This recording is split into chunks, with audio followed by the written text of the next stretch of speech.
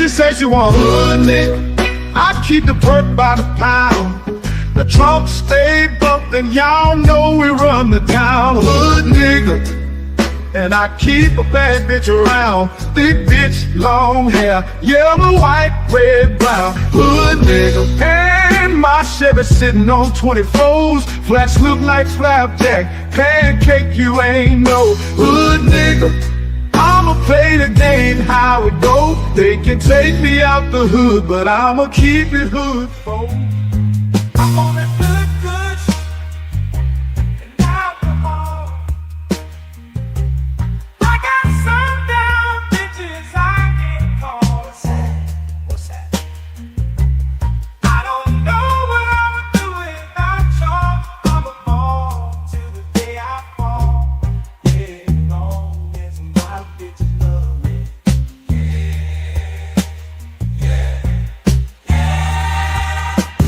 I can give a darn about no hate long as my bitches love me. I can give a darn about no hate long as these bitches love me.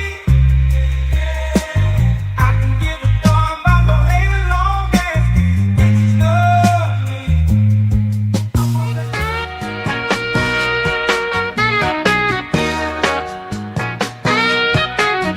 Let me tell you about this country shit.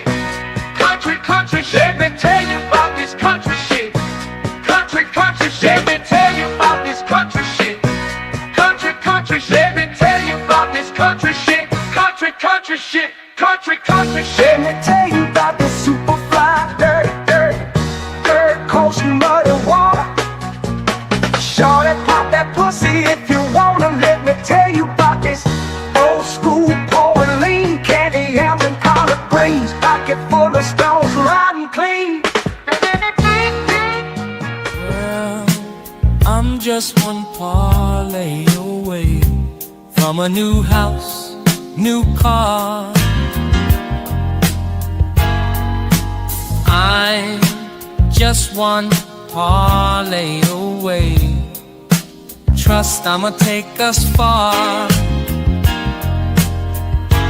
I'm just one parlay away. One parlay away. One parlay away. Oh, I took the Chiefs on over. Took my homes on yards. Everything is going good so far. Lakers beating the Knicks. Spread is only 6. 2 minutes left in the game, baby. I'm about to hit. Ow!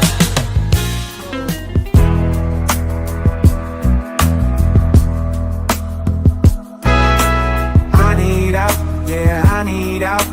Blood pressure higher than a body count. Tomorrow she has to go. She's a mama. I think I married a hoe. Married a hoe. I said, mama, I think I married a hoe. I made a mistake, mama. No, oh no. I want you. A man can't do nothing for you. All these hoes ain't loyal. All these hoes ain't loyal. These hoes ain't loyal. These hoes ain't loyal. Ain't loyal. Ain't loyal. Ain't loyal. Ain't loyal. Ain't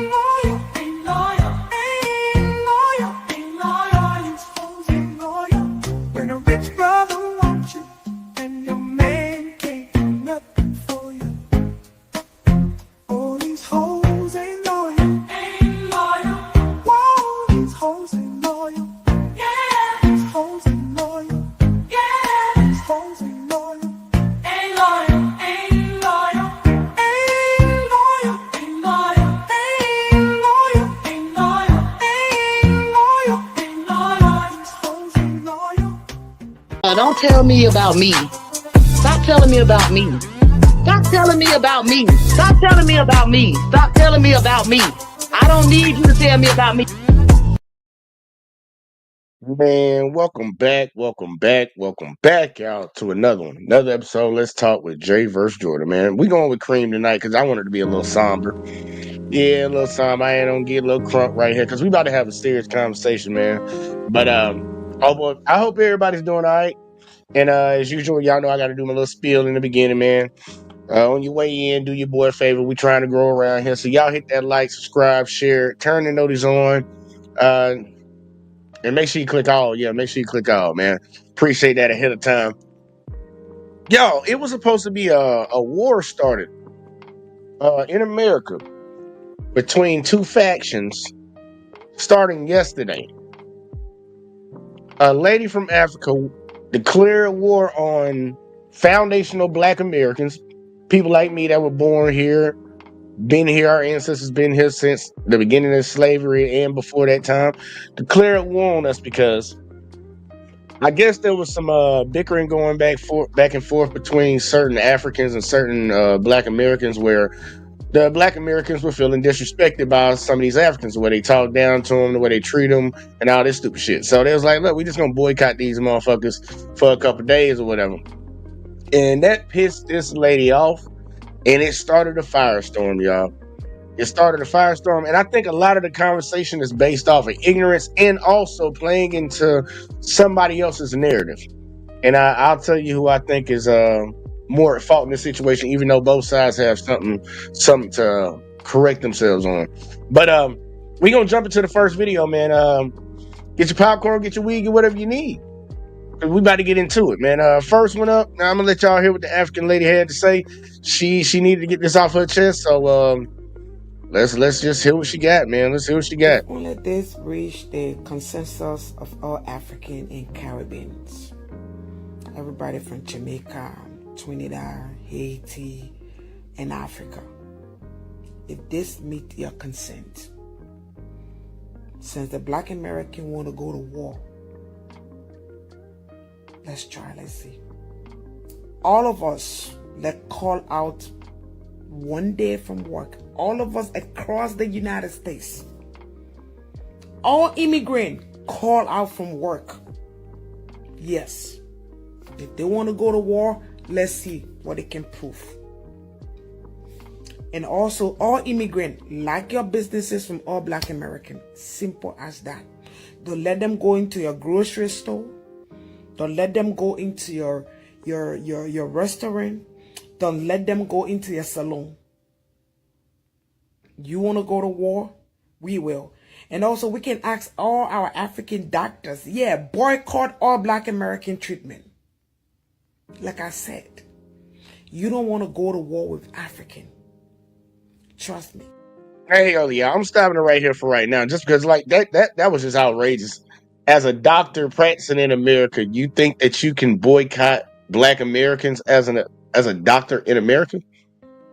That lets me know, and that's going to be one of the issues I'm getting at, the lack of understanding and having information while still looking down on another group of people. You think that doctors that are African and other nationalities can come over here to America and deny us medical service when we're at the doctor? And you think that's just going to ride in America? Okay, let's keep going, y'all. We are 54 freaking country. The population of African in the United States is more than your Black American population. Just so you know. That's cap. That's the reason why 64% of the Democratic vote is immigrant. And out of that 64, 54 is Black. So Black America, you don't want to go to war with us. At this point, I don't care if you're a Democrat or if you're a Republican, because the stupid Black Republicans that are being controlled by the white tea brought this up. And it seems to be that some of you on the Democratic Party side are also getting along. So you want to pick that fight? We can do so. Yeah, we can ask our 54% vote to boycott the coming elections. Oh yes, I can guarantee you, when we boycott it, you will have no seat. Don't play with us. We are calm. We don't intend to insult nobody. We don't look down on anybody. You went through pain, we went through pain. Yes, you went through slavery, we went through slavery in our own house. But we decided in Africa that we're going to put the past behind. We're going to fight for a better Africa. You want to tell us? You want to fight for a better Africa while you in America? You ran away from your own. Look, that argument right there gets me all the time, y'all. I'm trying to hear her out, but that argument gets me all the time. You talking about you fighting for a better Africa? You not even in Africa. You over here. What? What are you talking about? You're the only people that ever went through slavery. No, the Caribbean, Haiti is still going through slavery. Jamaica went through slavery. Trinidad went through slavery. I can name you multiple other African nations that went through slavery. But we don't come out here dragging to ourselves, oh, we suffer history, somebody got to pity party us. No. We work our ass out because we don't want the white team to tell us what to do. That's why we work. That's why we don't want to live on the system.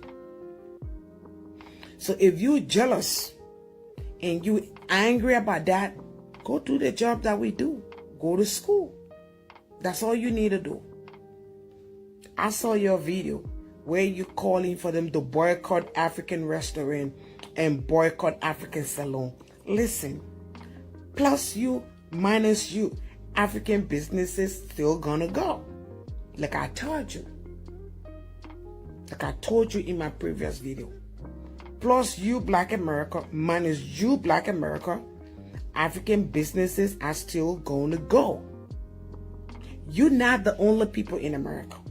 And if that's the case, then why are you making this whole video? If you're saying the money that comes from the black community don't add up to nothing, there's all these other people that frequent our stores and spend our money. Why you all mad and saying that you want to go to war? I don't get that. I don't get that. If their money is insignificant to you, why are you doing all this for it? You doing all this time and you don't go to somebody else. Okay, go to them. in fact, we got more white people eating African food and doing braiding more than you African. All right. Even African among ourselves, we do more braiding, just so you know. So braiding is not just thing, it's African thing. So that tells you that we African braid. And we got over 4 million of us here. More than 4. I thought you said 55 earlier, because I was about to correct her on that one, y'all. There's not 55 million African immigrants in America. I think it's like around 4.2 or 4.5 million. That's not even close to what the black community population is in this country. Like you're a super minority when it comes to like just pure numbers. So I don't know where she got all that shit from. And salute to my boy, No Jive, up in the building, y'all. Yeah, we're gonna keep talking about this African American. Well, not African American. We don't go by African American no more. I don't know if y'all got the memo yet. Go by Black American, and they can go by African. They can have that. 4 million of us here. So that tells you, plus you, minus you, our business will still go on. But if we boycott you, you in shit. Yeah, you will be in shit. No, guess what? When we boycott you from going to our restaurant, you got to learn to cook, or you got to go eat Madonna shit that they got to give you. That's not even how you do the boycott for real. Like I understand you can do a reverse boycott, but usually when you're boycotting something, you're not gonna go to certain restaurants. You're not gonna frequent certain stores, things of that sort. She's just talking about refusing service. She's just talking about refusing service. That's what she's talking about. And she don't understand that we got laws in this country to prevent you doing that based on somebody's race. She just asking for a lawsuit. That's all she doing. She asking for a lawsuit. She asking for doctors to lose their jobs. You want to call off from work, man. You're going to have to take that up with your boss. And you're going to miss out on that day of pay. You're not going to harm us by taking off. There's way more Americans as a whole than the immigrant population. Like, I don't know what the hell. I don't know what she on, but I'm going to let her keep going. If we boycott you coming to our saloons, we will still make money because Africans will support each other. But you don't support each other. That's the first thing. Look, talking shit. When we ask all the caregivers, all the doctors, all the nurses, if we decide to text each other across the United States and choose that we want to make a phone call and say we calling out, boy, sister, you got no idea what's going to happen. See, and this is what I'm talking about, y'all. The utter disrespect. She just talking. You don't think there's Black Americans that are doctors and nurses? The biggest field for Black women in America is in the nursing industry. What are you talking about? I don't. This is a problem when you don't know the own people that you're speaking on, and you in their country talking shit. Because this is what she's doing. She's talking shit right now. And I said I was going to let her talk, but I'm like, you're just saying crazy shit. There are more Black American doctors than there is African doctors. Whether she wants to believe that or not. So, you Black American, you picking a fight that you can win. Because I can tell you, in this fight, oh yeah, the Puerto Rican gonna join us. Oh, in this fight, the Mexican gonna join us. So you on your own. You are on your own. And in fact, most of the people that do breeding, ain't we always been on our own in this country? Tell me something I don't know. I'm Mexican and Puerto Rican, not Black American. Like I said, you on your own. That is the reason why you're Black American. You don't get along with Puerto Rican. You don't get along with Mexican. You don't. Hey, look, and Jive, on like real shit on that one. She ain't gonna talk about how they treating them over there in Africa. Like they came over there with them loans, like, yeah, we gonna give you some money and shit, and they doing the same thing to them that, you know, them folks in Europe did to them and the folks in America did to them. Same thing. Taking advantage of them, treating them like shit. I'm seeing Chinese folks out there kicking Africans in their ass in their own motherfucking country. I'm like, where the hell does this disrespect come from? But she talking about all these people going ally against us and we gonna be on our own. Baby girl, we've always been on our own. I don't think you know. You need to learn the history of this country. We always been on our own. What are you talking about? You don't get along with Chinese. You don't get along with Indian. And you also don't get along with the whitey. Because you have an attitude problem. Yeah, it's an attitude. It's an attitude problem. Everybody owe you something. Nobody owe you shit. Ooh. You went through your own slavery here. We went through our own slavery, and we are still going through the slavery even up to today. Because when we have a leader who tried to stand up for us, he got analyzed by your leaders, your superpower leaders. Yes. And in return, they say, oh, come to America. Oh, come here, we'll give you refugee status. If they were allowing our leaders to do for us, we would not be coming over here. So Black America, like I said again, you are on the right path. Because you see, I can get along with the Puerto Rican. Oh yes, I can get along with the Mexican. But you already have a fight with the Puerto Rican. You already have a fight with the Mexican. Now you want to add us to this? We are your last bus stop. We are your last bus stop. And this message is for those of you Black Americans that are attacked. Where she get that we got to fight with the Puerto Rican and the Hispanic? Where she get that at? I don't. Yeah, you been talking to some? You been talking to them or something? They said some things. Cause from what I know, talking to average Black folks, we ain't got no problem with none of these folks. We try to mind our goddamn business most of the time. African. And this message is not referring to you. If you are a Black American who is not involved into this fight, this is not for you. This is not for you at all. This message is precisely for those FBA on TikTok calling for them to boycott African Saloon. Listen, we can boycott you whatever way we want. We can choose the day. One thing we know, you don't communicate. One thing you don't know, we African, we communicate, regardless of where we come from. The entire 54 countries in the United States, all the citizens communicate. When Gambia is celebrating her independence, Liberian, Nigerian, everybody will go there, we interact.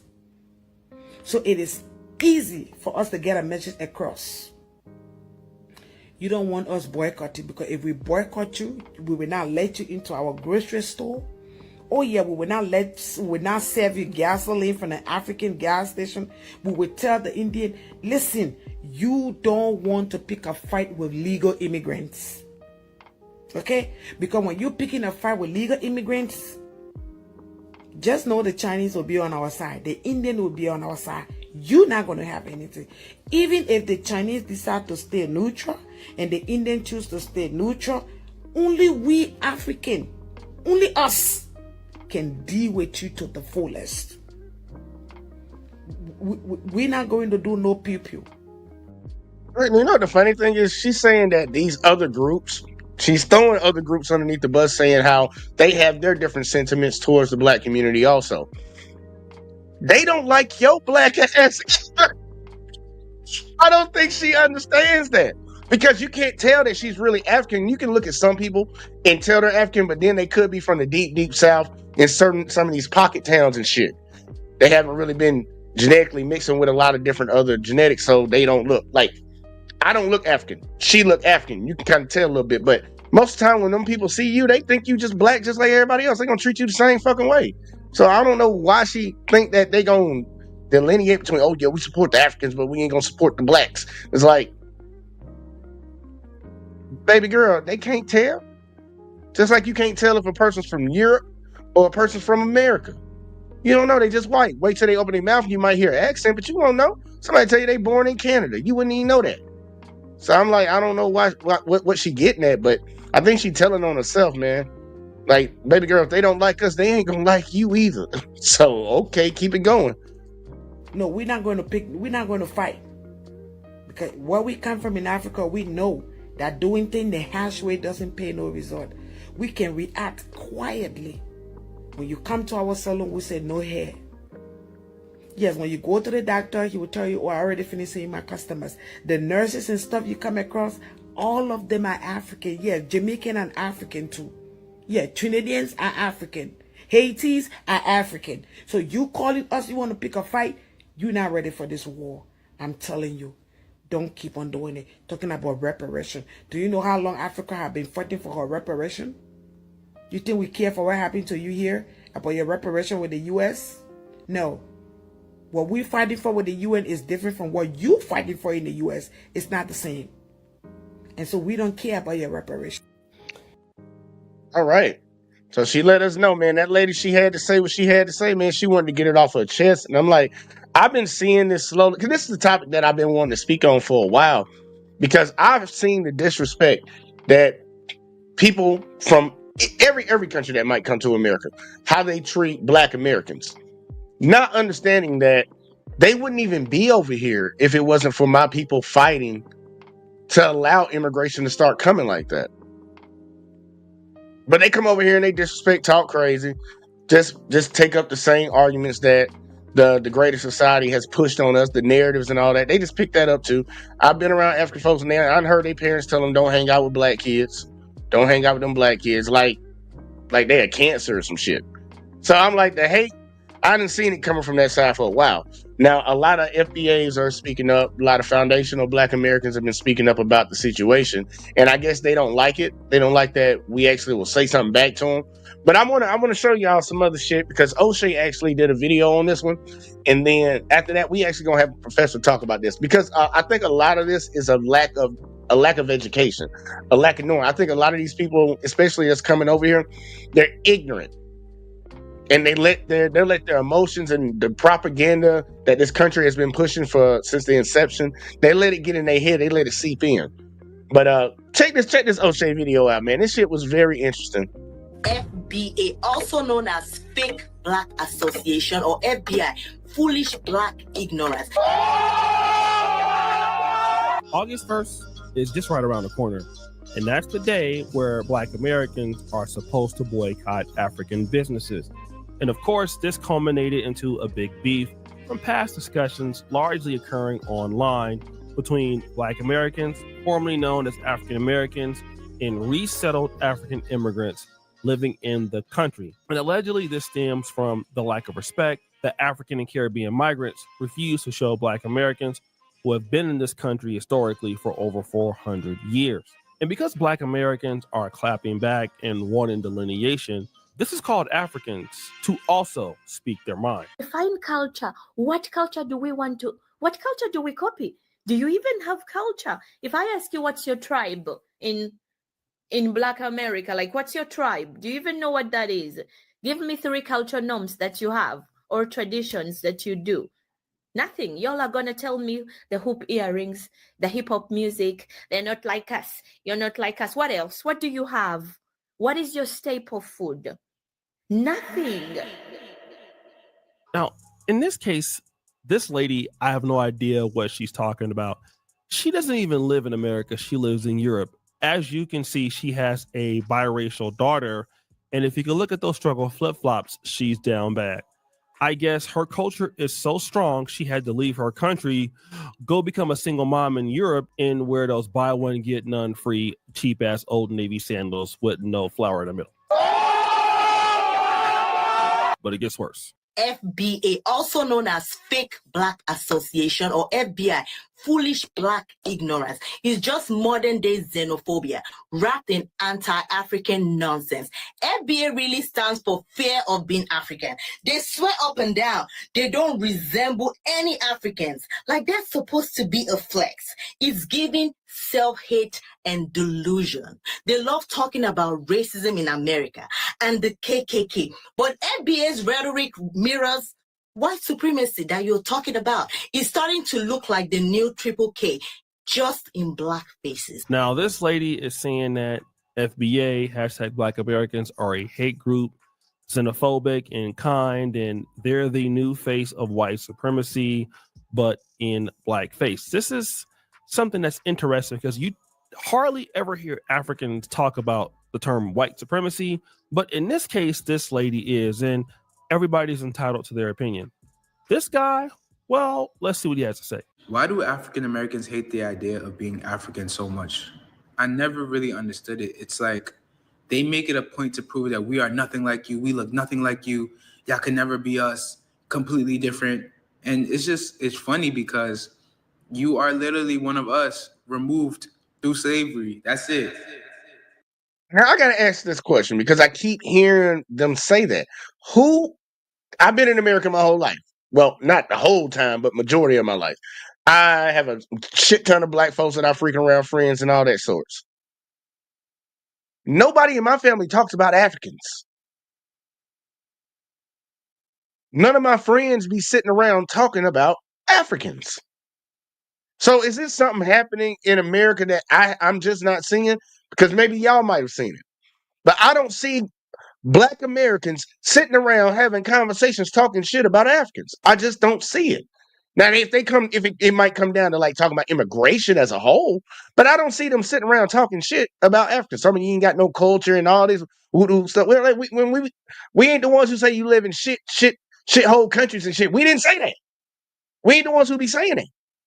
I'm like, I might be confused, y'all. I might be ignorant to this. This might be a big topic in the black community, but at least on my side, y'all, I haven't seen it. So y'all got to let me know if y'all seen it because I ain't seen this shit.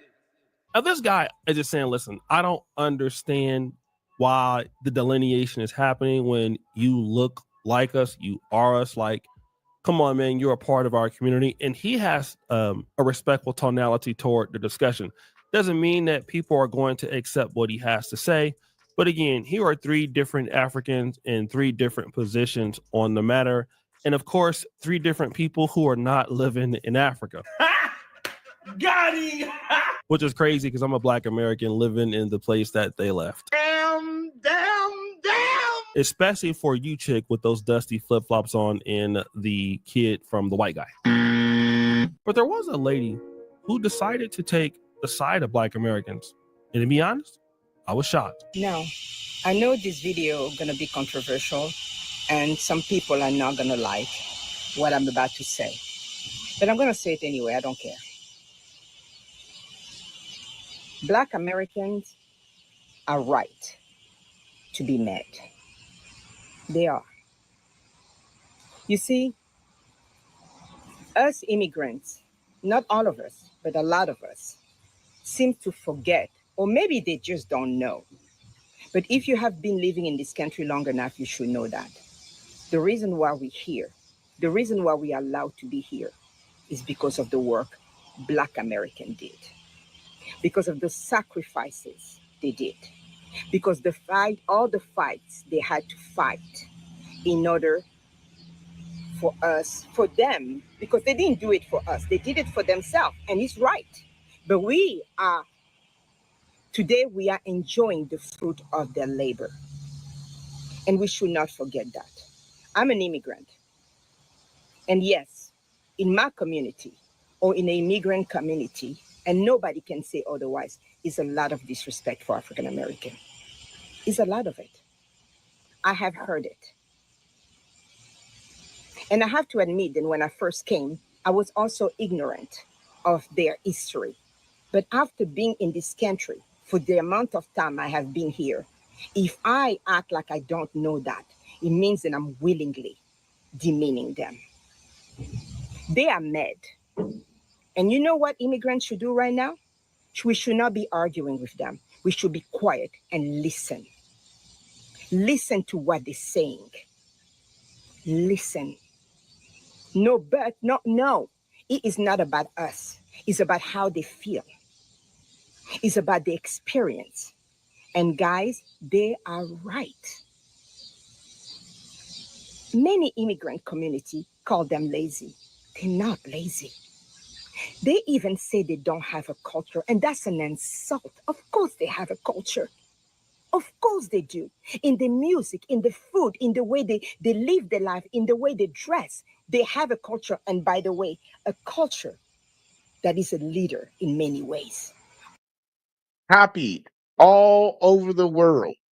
People in Africa right now are dressing like black people. Been doing it for the longest. The ones that done fled to the UK, fled to Europe, over there dressing like us, copying the music, copying the style, fried chicken, all these things that are part of our culture. They copy it and then turn around and say that you have no culture. That's amazing to me. That's amazing to me. This sister right here cooking, because this same argument can be put towards the greater society in America. We got a lot of people that are ignorant of their own history in this country. I covered a video the other day about the white town they're trying to build up in the Ozark Mountains of Arkansas. And I had all these crazy white folks coming around here talking about, well, if blacks do it, you know, ain't nobody saying nothing. And I'm like, what are you talking about? Do you know your history in this country? When y'all talked about Tulsa and all these other places in America, bro, we weren't building our own towns out of, we just decided to go do this. Y'all segregated the shit out of us. And then we just started thriving in the shitty areas that you put us in. But they, on the internet, being ignorant, saying dumb shit. You got a lot of people that are ignorant of what is actually this country's history. And they're doing a good job. Y'all seen how it's been so much push on the right side right now, talking about how they don't want to teach history. They don't want to make the white kids feel bad. No, they don't want people to know what the fuck this country did, so they don't have to atone for it. Because just like she said, these immigrants are benefiting from the fight that we fought. You're benefiting from that process. Well, there's a lot of people in the greater society that are benefiting from the fucked up shit that happened in the past, but they sit and ignore it as if it doesn't affect anything. Like it didn't change the fact that you got $100,000 on average, and we probably got like fucking 500 on average. You just don't get there out of nowhere. And that lazy shit, that came from them folks. Them folks been spreading that shit to all of them, and now all of these motherfuckers say it. The people that helped build this country really on their backs are lazy now. Like, come on, man. That don't even make no damn sense. That don't even make no damn sense. Our children in Africa dress like black children. Children in Asia dress like black children. Children in Latin America, in Europe. So please stop saying, and it's not only limited to clothing. It's in music, it's in history, it's in literature, it's in science. The immigrant community need to stop demeaning and disrespecting Black American. They are mad, and they have all the rights to be mad. Now, if my immigrant community or my African community want to come after me for what I say, that is on you. I don't care, because the truth is the truth, and we need to admit where we're coming short. You're gonna come to people's house and you want to look down at them? You want to disrespect them? Yes, not all Africans. Yes, not all Latino. Yes, not all blah, blah, blah. All Asian, blah, blah, blah. But enough to make a lot of noise. But enough for them to be mad, rightfully so. We need to be quiet now and listen to what they have to tell us. No doubting the experience, no undermining the experience, no forgetting the accomplishments. We need to stop that. We need to stop. Now, I gotta say that she said a whole lot, and I applaud her on the matter. And again, she said that it's not all Africans that talk like this, and I definitely understand it. We gotta stop the show. Guys, there are so many good Africans that are out there and good Caribbean people, just like there are good Black Americans in any society, right? And I've been living here. Of course, I've had my issues, but I've thrived being in Africa. I've met some great people. But again, I know what a lot of people in the Black American community are going to say. We're not talking about those people who are good. We can differentiate between the ones that are showing respect and are good to deal with and those that are not. All right. And I know that we say that, but a lot of times we like to clump everything in a bunch. And just like we get clumped in a bunch, right? It's typically what happens. But she's saying, listen, I've been in circles where Africans and people give Black Americans no respect. And I can honestly tell you, I have heard that before. And there's just people didn't even know they were being disrespectful. And I've heard it. I've had to check people on that before. And then she says, listen, the Black Americans were getting something for themselves and we benefited from it. Like the 1965 or 64 Civil Rights Act. I believe Dr. King signed that. And then there's a lot of disrespect, calling somebody lazy and everything, but she's being very appreciative. And I will tell you one thing. I live in Uganda, all right? Uganda is not America by any means, but I can be honest and tell you that Uganda has gotten much better since when I came in 2017. And that improvement has allowed me to be able to stay here and flourish and do what I need to do.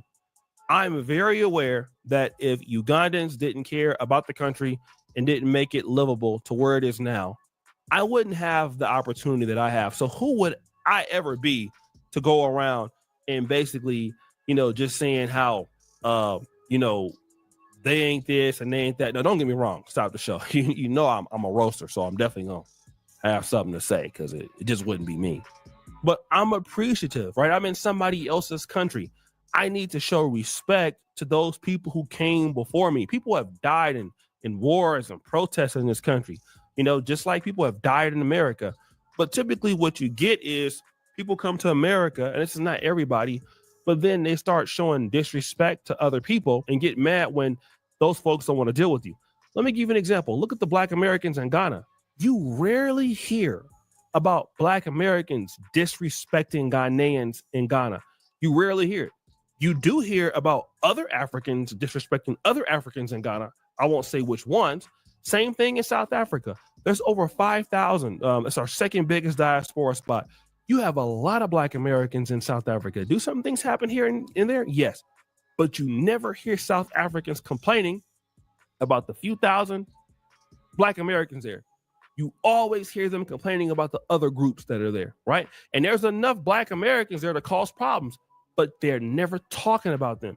I can tell you why that is.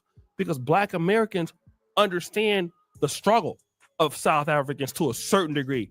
Not to all of it, but they understand that they need their respect, all right? So when South Africans are complaining about other Blacks, they're not complaining about Black Americans. They're complaining about other Africans because you hear the same thing when these other groups from Africa and South Africa, and the South Africans be complaining, oh, why are you being xenophobic? It's not fair. Well, are you there in the country doing something that you shouldn't be doing? And are you not showing respect? And if you're not, then why are you in somebody else's country? Now you don't want to hear what they have to say. You want to be unaccountable and call everything xenophobic. And that's all the lady was asking for, which is just to listen to what they have to say. And pretty much the Diaspora Awards is all about that. It's all about listening. Look, nobody is saying go burn down African businesses or anything like that. And, most people will still go to those businesses they liked it. But she's saying, hey, we just want to teach y'all a lesson because we want to actually come to the table. Most people in the Black community love each other, even though we have differences and stuff like that. We'll roast and fight, but it never gets to the point where we're going to fight our people in the diaspora, because it's not even worth all that. Yeah, we'll roast, but we understand we still from the same family, but we're different in many ways, right? But it's not to the point where we want to fight. But if we are able to talk and listen and understand each other, that's a start. But oftentimes, I'm going to be honest, I see when you bring issues like this up to people who are non-Black Americans, typically what I've heard in these discussions is, just trying to avoid or change the conversation or blame somebody else. And then, but when it's about them, it's like, oh, well, see how you Black Americans disrespecting me. And yeah, Black Americans can definitely be disrespectful, right? But if you can own that, then what about you? And the unaccountability that I sometimes get in these discussions, and it could go both ways, is really stopping the healing process.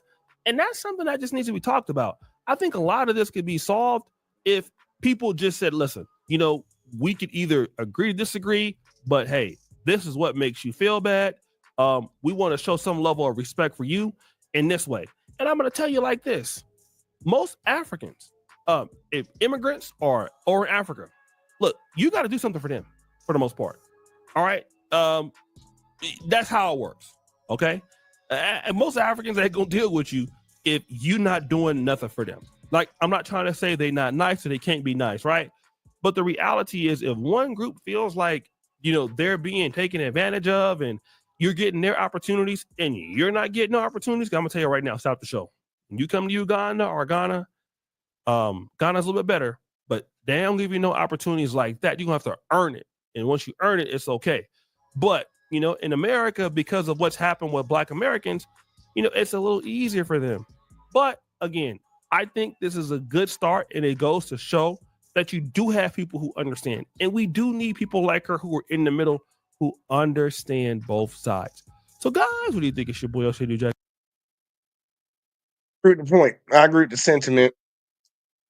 Everybody needs to educate themselves on what's actually been going on and how we got to this point. But all this stuff that I've been hearing lately from a lot of my African brothers and sisters, I'm like, man, look, I don't want to hear none of that nonsense, man.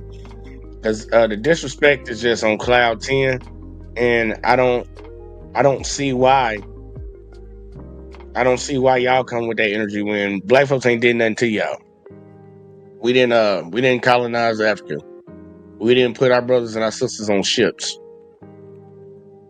or help put them on ships.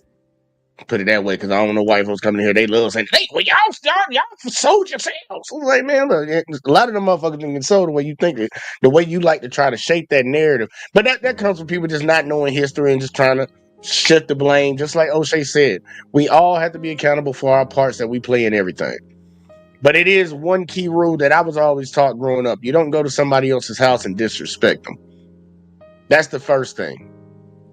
And we got a lot of that going on right now with a lot of people from other places that want to be here. And I'm like, we didn't desert our home. You did. So you might want to have a little respect for what the fuck we got going on over here.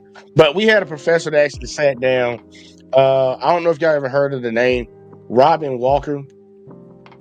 He's a historian. He know about these situations, and he was sitting down with an African brother, and he actually broke it down and tried to explain some things to him. And I thought it was a very informative conversation, y'all. So we want to check that out, and I'll drop the link when we get a little bit through it, because y'all might have some thoughts on this topic right here. Because and that boycott going on right now, I don't know how everybody been feeling about it, because I don't shop out like that anyway, so it ain't never gonna be no problem for me. Let's get it, y'all. Yeah, I agree. I want to touch on the whole Caribbeans and Africans academically and business-wise doing better. But first, I mentioned something that just sparked a thought.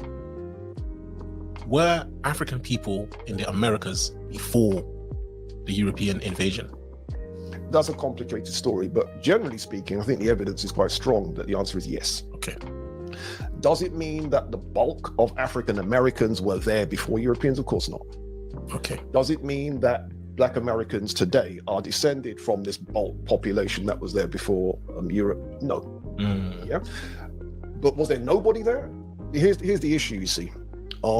There was a very famous artifact that was found. I mean, I say artifact, fossil that was found. It was found in Brazil, and the scholars gave her the name Luzia, Luzia. She's thought to be the first human being, modern human type of human, discovered in South America. You'd expect her to have been a Native American, right?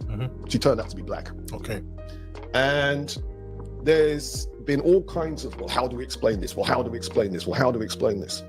Well, there's no way you can get around the fact that certainly the first modern human South American that we can point to is this fossil, Luzia.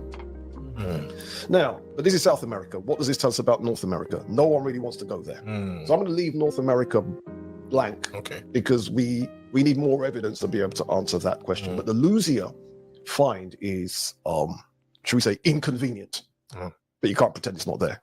Inconvenient for who? It changes the dynamics. Okay. Because now what does it mean if you call somebody a Native American? It changes the dynamic of what white people have been telling everybody across history for I don't know how many decades. That Black people ain't got no technological advancements. They haven't done anything. They were just primitive down there in Africa. We came and civilized them. All that shit, it was capped. It's capped. It's been capped. Black folks had already made it across the ocean. They were already trading. The trade routes that you can already pull up. I done did a video on this shit before. The guanine, the gold tip spears, they didn't have that in Brazil at the time. They brought that shit over from Africa. They were trading with these people. There's so much history that you can point to. If you actually take the time and want to look into the history, you can find moments where clearly that's a group of Black folks that were already there. They even have those stone tablets that are sitting, I forget what city it is in South America, but it's pointing straight towards Africa. These heavy ass stones, like Stonehenge, but actually carved out. You can even see the faces of the people. They look like Black folks. And people talking about that we don't know how this got here. Maybe aliens. The pyramids in Egypt. They swearing up and down that Black folks ain't got nothing to do with that. Hell no, ain't got nothing to do with it. Dude, they've been lying about history for the longest, because if you demonize a group of people over a certain amount of time, you say things about them, it starts to become the norm, and then people are easily more acceptable to treating them badly. If you believe this people ain't never did nothing and all they do is problems, you don't feel any type of way if you treat them bad, even if it's based off a lie. But most people don't know it's a lie. Most people do not know it's a lie. Exactly you're speaking about. It confuses the game in a very, very big way. The cast was then given to Richard Neve of the University of Manchester in England, one of the world's leading forensic artists, to recreate her features. That to me is a Negroid face. It has all the features that you associate with a Negroid face. The proportions of the face, it doesn't say anything about it being Mongoloid. Was this then the face of a first American? Her reconstruction is confirmed by measurements Walter Nevis has taken of all his skulls. The first reaction was not to believe in it. But as the results, repeated so many times, and the result is exactly the same thing. They are very similar to nowadays Aborigines and Africans, and no similarity at all with Mongoloids in Asia or with American Indians. Now you heard what he said in the very beginning, and that's the very telling part. He didn't want to believe it. You have to ask yourself, why did he not want to believe it?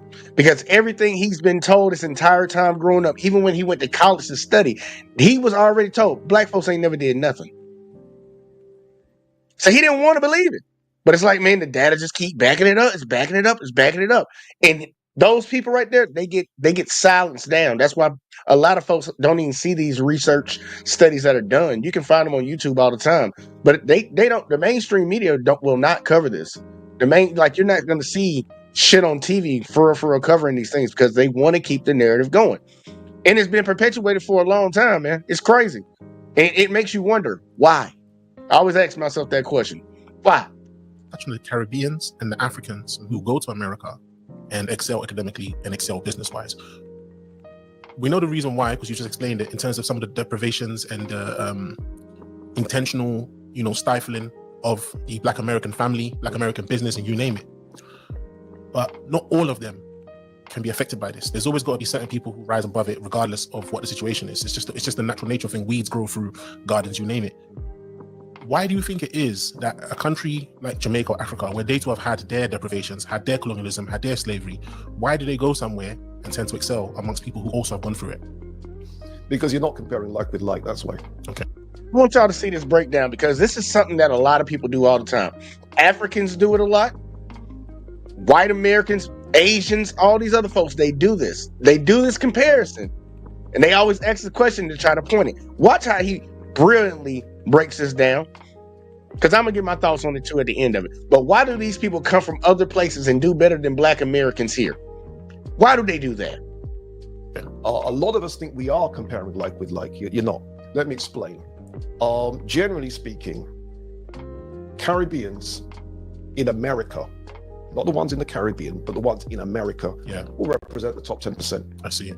So if you're really going to compare like with like, you have to compare the top 10% of Caribbeans with the top 10% of African Americans. Okay. And when you compare the two, the African Americans are slaughtering us, bro.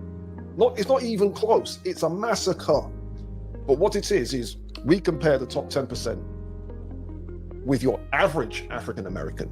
You're not comparing like with like. And if you compare your average African American, you're 51, you've got 1 to 100 and Mr. number 51. Number 51 is richer by a factor of 20 than your average Jamaican.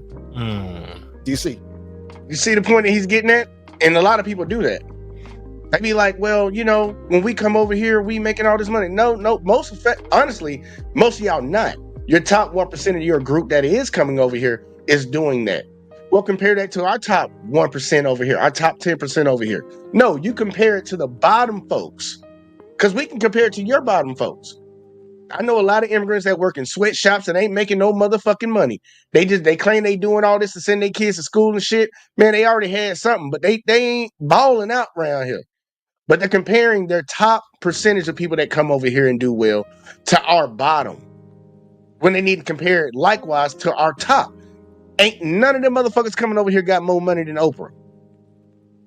Ain't none of them got more money than LeBron James. Our wealthiest people in this country, they're not fucking with us. They not fucking with them folks, man. You keep trying to compare, and I'm glad he broke that down, because a lot of people, y'all need to use that if y'all ever hear that argument get brought up. Because guess what? They're not even doing the same thing with the Chinese and the Indians and all these other different immigrants that come over here. They compare their best against our average or the worst. They never compare like to like. They never compare like to like. Now, Asian folks, they are doing pretty good over here, but you got to compare like to like. You can't just keep doing this. We're up here and you're down here, and we're doing a comparison when we got people up there too. We got people above you. You might want to look up and compare yourself to that motherfucker. But let's keep going though. I like how he broke that down. So what happens is it's a perception thing. Now let's be clear. We can all point to people from outside America. Go to America and rise. Yeah, Colin Powell did that. Kamala Davy Harris has done that. Whatever. But you can't pretend that's typical. Do you see? Yeah. But what happens is because we live in a world where people don't really have full pictures, you can take the exception, use that to smack around African Americans' faces. This guy just got off the boat. He's doing better than you. Not realizing, but for my man to have got on the boat in the first place, he wasn't typical of the country that he was coming from. He was in the top echelons of that country. Do you think? Yeah. And the same is true also with people from Africa going to Black America. So if we're going to compare the top 10%, let's compare the top 10%. And when we do that, African Americans are slaughtering us. There are, you see, I was fortunate in and for all the people that their parents be lying and they tell stories about their parents came over here with a few pennies or nothing in their pocket. Look, we gonna push back on that fucking lie too, because it is not cheap to immigrate into the United States of America.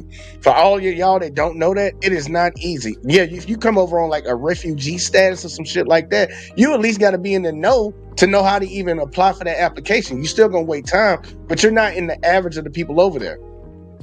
Most of these people are coming over here with some money in their pocket, and they're getting loans from the federal government that average Americans can't get. Not just black people, white people included too, can't get.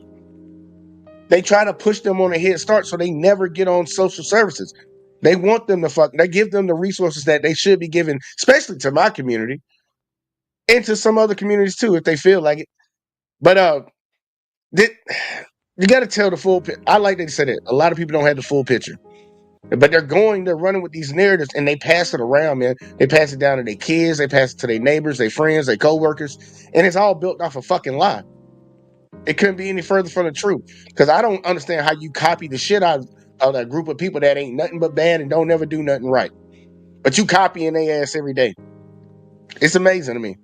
Visiting Black America. My book, When We Ruled, there's an American edition.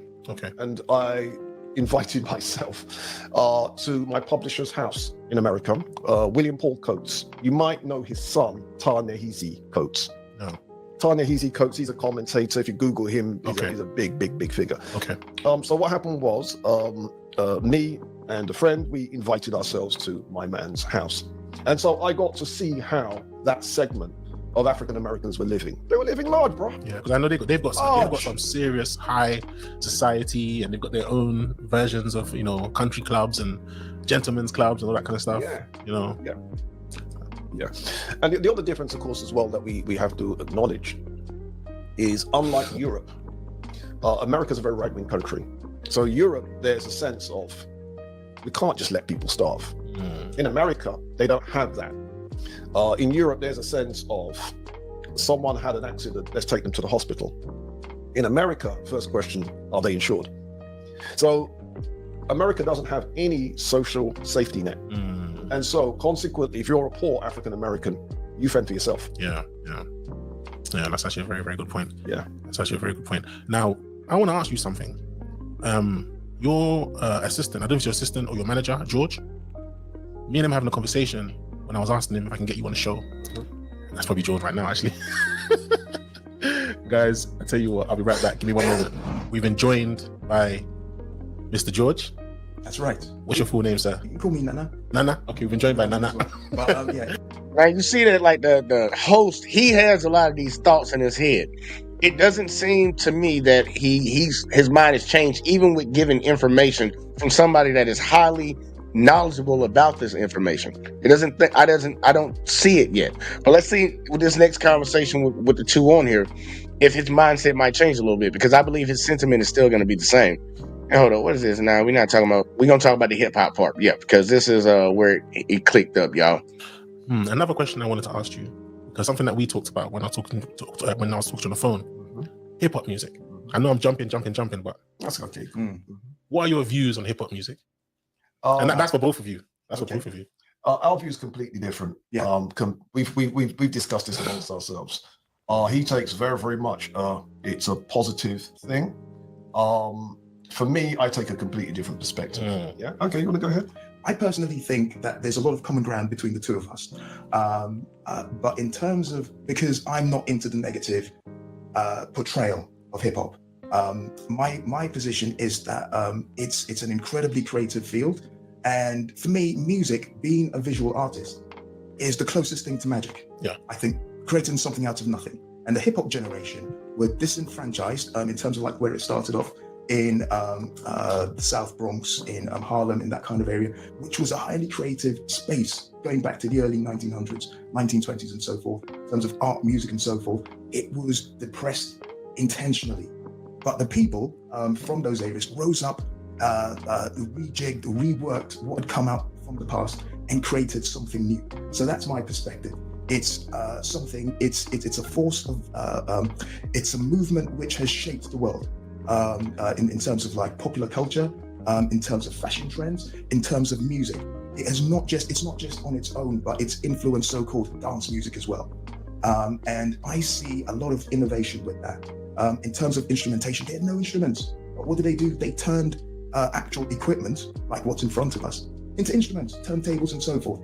So there is a lot that I see as being a continuation of like what. But isn't that just because as African people we're very creative, we can turn anything into something? But they did that, so that's what hip hop is. But what about the message though? Like now, let's be honest. Like exactly, have you heard of Sexy Red? Is that name Sexy Red? We had this conversation. This is what I'm talking about. So where myself and Robin agree is the message has been completely hijacked. When people start to see that we can make a lot of money from this, that's when the message was kind of like hijacked or different. The way how it is that people who are coming with a certain mentality were given more opportunities, more money was put behind them, so they were pushed. And so naturally the people who were coming with conscious messages, they would have to find their own avenues. Some of them found their own niches, and then it kind of like the trend or the focus was with the slackness and the negativity. That got the major push, which means that it becomes a vicious cycle.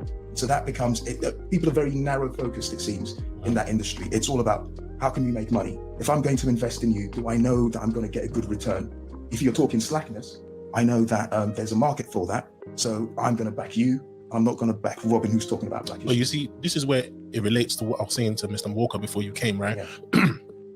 The Jewish community. Some aspects of the Arab community, because I know now it's changing. Certain Arabs are a lot more lost. They would hear this automatically throw out the window. Why is it with black people? We've allowed it to become a culture attached to us to the point where if I talk to a white person and they say, what kind of music do you listen to? And I say hip hop, automatically they go, gangsta. That's what they affiliate with hip hop straight away. When I try to say, no, I'm into conscious hip hop, they don't even know what that means. So why is it that we allowed it? Why did we champion these people? Why did we call these people celebrities? Why did we celebrate them for them to even have that platform to talk the nonsense that they talk? Because I guarantee you could not.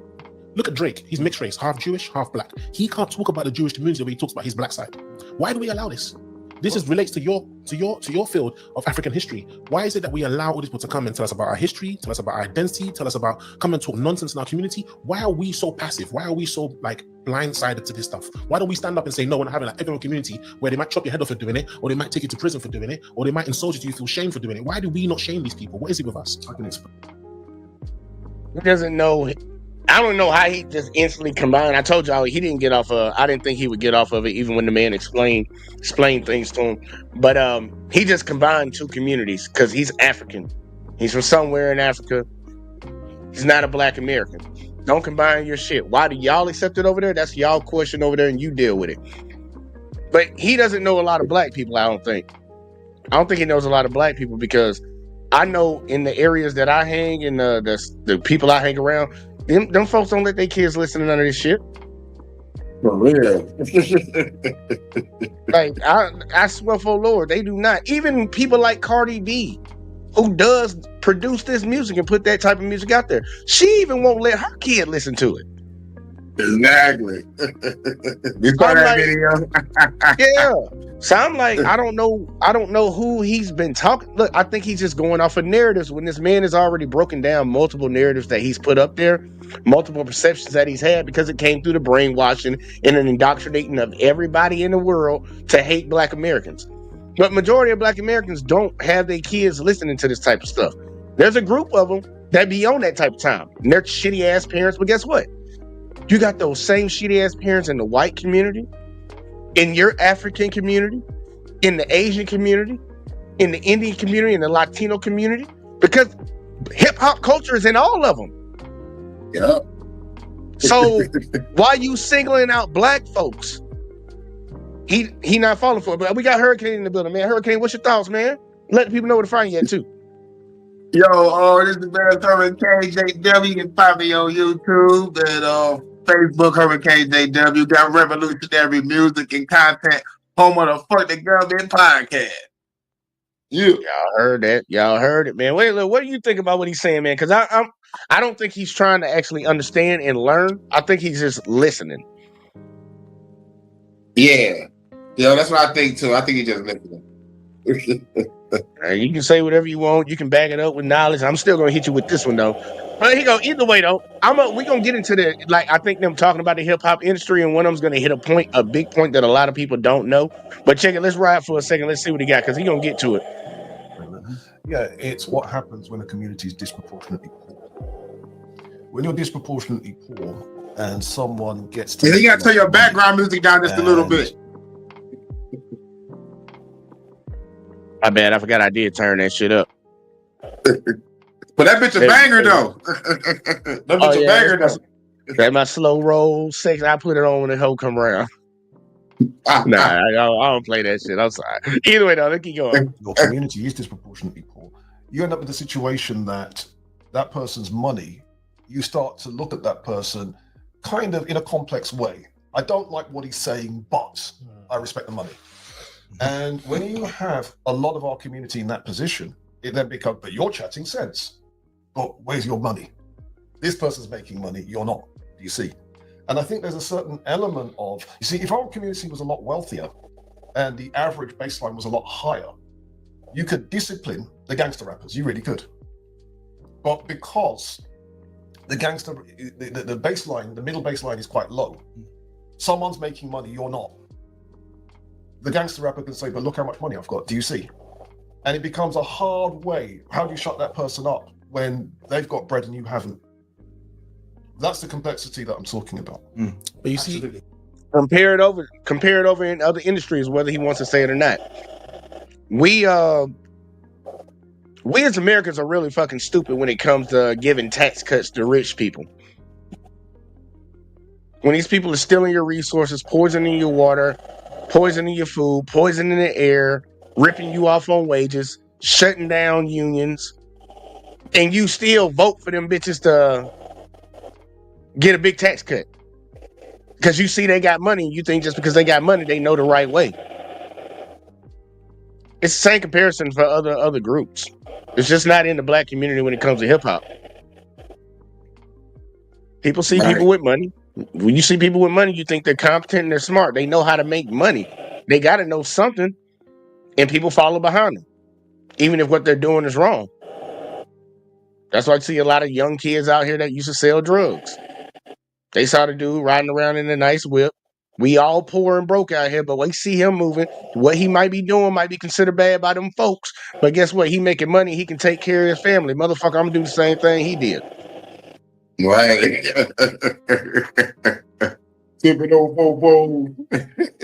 Like real shit, man. Because like for real, you got to be honest, man. He disregards the history of this country. He doesn't know it, and he's speaking on it. You don't know what my people had to go through in this country, and you don't know what we still go through still to this day. To this day. I wish I had that shit on here still. I had it on here before. I took it off. I need to put that shit back on there, man. But nah, man. I don't think he's listening. I don't think he understands. And honestly, sometimes you can have conversations with people that are not trying to understand. And it is what it is. But the dude's breaking it down. Why do you black people do that? Everybody's doing this shit, dude. And you're not even talking about your own personal community. You talking about ours. Because it'd be one thing, we should be able to correct our own. You not part of our own. And delineation shit is real, man. Look. Y'all done did too much over here in this country, talking crazy. So I'm like, look, man, we gonna separate ourselves. Because guess what? Every time everything's going good, all the Africans from wherever they from, they all with it. Yeah, we black, oh yeah, all that shit, all that woo. And as soon as something go bad, oh, that's them. I'm African. I'm Caribbean. It be quick. That switch come on real quick. They let you know that they ain't black Americans. So I'm like, don't get mad when we delineate. But he needs to take a second and think, and truly try to take in what the guy's letting him know, and really look at the world as a whole in a broad scale. Especially if you're gonna talk about America, really look at America. Look at cowboy artists. All they talk about is self-deletion, drinking, and possibly beating their bitch up if she fuck with their truck. Every rose has its thorn. So I'm like, I don't see you calling that shit the fuck out. And honestly, if you really think about it, because white people done took over country, a lot of country artists are trying to add hip hop things. They rapping in their country songs now. Y'all say it's the queen of country now. Beyonce dropped the Queen album for the country shit. They were mad. Look, they were mad about that shit right there. They did mad. not want They Beyonce. still mad. They still And I'm mad. they're like, y'all mad at Beyonce came and did a country album? Motherfucker, we invented country. What are you talking about? Y'all just been holding our spot for a little bit, baby. We made that. Right. Y'all ain't make none of the music. I am mad. I am still mad about Lil Wayne making a rock album though. That shit was trash. That shit was super. I liked it when it came out, but then I went back and listened to it again. I think I listened back to it again maybe like a month or two ago, and I was like, man, what the fuck was I listening to? Jay-Z did it better, and I hate Jay-Z. This nigga did this shit with Linkin Park.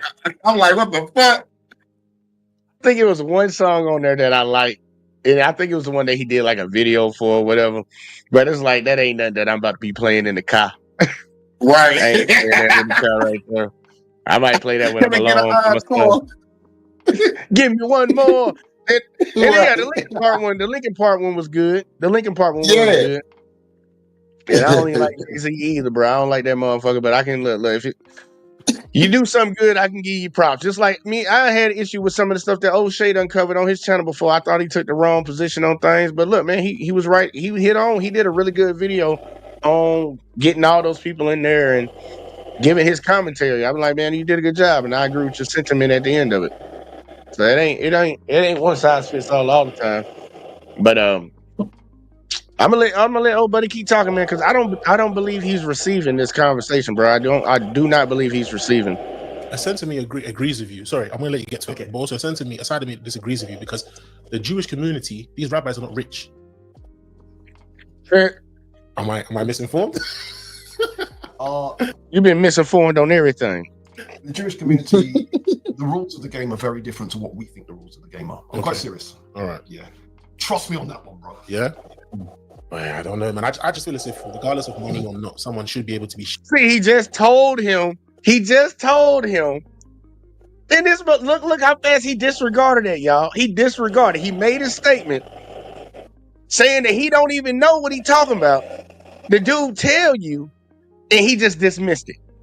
All within less than 30 seconds, y'all. Watch this. Listen to him. Right, I'm gonna let you get to it. But also, a sense of me, aside of me, disagrees with you because the Jewish community, these rabbis are not rich. Am I misinformed? The Jewish community, the rules of the game are very different to what we think the rules of the game are. I'm quite serious. All right. Yeah. Trust me on that one, bro. Yeah? I don't know, man. I just feel as if, regardless of money or not, someone should be able to be. Just moved on from it. Let's change the topic. Let's just change the topic. He ain't trying to receive nothing that nobody telling him. Shame for the nonsense that they told. But yeah, you were going to say something. Sorry. Just jumping off the back of what Robin was saying. I think it's a complex situation. There is this equation with money. The people who are on the streets, they've shown a way in which you can actually attain. Hey, hold on, let me real quick though. I do gotta point this out. When we talk about the disrespect that comes from people of other races or whatever the fuck, you got 3 people that are not Black Americans speaking on Black Americans. But one of them don't even know nothing about Black Americans. He just know about stereotypes. Now, if we sat down and did this shit and had a full-blown conversation talk about Africans, you know they would get pissed off. Yeah. Every time I cover a conversation talking about white folks, they get mad. They be in the comment section, you racist. Somebody called me a racist the other night. I'm like, how am I? What? First off, you don't even know the definition of the word y'all made up, motherfucker. So I'm like, I ain't even trying to hear that. Not finna argue with you. But if we did that talking about Asians, any other group of people, bro, they would take that as disrespect. These motherfuckers sitting in here talking about us. And one of them don't even know what the fuck. He the one who brought the topic. The host the one who brought the topic, and he don't even know nothing about the topic. And he disagreeing with the people he bringing in that have knowledge on the topic, which is crazy. I just wanted to point that out. I'm sorry. I think that's a little weird, bro. It's like, man, what you in here talking about my family for, bro? Go talk about your motherfucking family, bro. What's wrong with you? Yeah. Yeah, it makes me think that like he's doing it for clickbaiting for the views and shit. You're like, yes, I got some smart niggas on this bitch. Look me up. Check me out. That's real shit, and that's what I'm telling you, man. Like when O'Shea covered in the beginning talking about this beef between Africans and Black Americans, it's real. But you can see what side it's mainly coming from because you don't usually hear Black Americans talk shit to people of other races or groups like that, especially not other Black folks like that. Yeah, it's Right, like, we too busy motherfucking struggling. We too busy fucking struggling to even care. we ain't got time for that, bro. We trying to get it over here best we can, man. Surviving every day. You right about that, sir. Everyone is looking for security, being able to provide for your family, being able to have enough, and also being respected. That's how things work, especially if you're a male. People may not talk about that, but people know that instinctively as a child. Also, as well, children are not dumb. They know what's going on. They know how difficult things are. Children know this. So they're looking at this, even though they don't have the ability to articulate it. They know that as a young Black male, that they are in a situation where their prospects are very limited. The opportunities for them being as successful as they want to be are challenged and checked right at the beginning. And so some of them view the street option as being the most accessible, even though they know that it's the most risky in terms of ending up in prison, ending up having their health being compromised or violence being done against them. It's also more exciting. And so they are drawn to that. But I just feel as if sometimes as Black people, and when I say Black people, I mean African people in general, because sometimes I feel as if there's too many of us. You have Caribbean people, you have African American people, you have so many versions of us. Sometimes I feel as if, how are we ever going to get together? How are we ever going to like win? Because sometimes you could say something about this motherfucker said it's too many of us. Yeah, that too. Hey man, you got a white woman giving you some pussy or something? What the fuck you mean it's too many of us? What the fuck? I'm sorry, I'm gonna finish it out and see where he going with that, but I ain't too many of us. It was like I heard some Black girl try to debate Charlie Kirk on a college campus talking about the Black population in America is overpopulated. What the fuck are you talking about? 13%, 14% of the population from what they tell us. So I'm like, how's that overpopulation? Right. Unless you stay in the hood. Unless the bitch stay in the motherfucking hood and being overpopulated. Yeah. Oh, I guess that's what she was referring to. Because I'm like, baby, you know, that's 13, 14 out of 100. So I don't know where the fuck. But either way, though, I ain't got. Y'all listen to him say that dumb shit again. He said over too many of us. Like, what the fuck? The most accessible, even though they know that it's the most risky in terms of ending up in prison, ending up having their health being compromised or violence being done against them. It's also more exciting.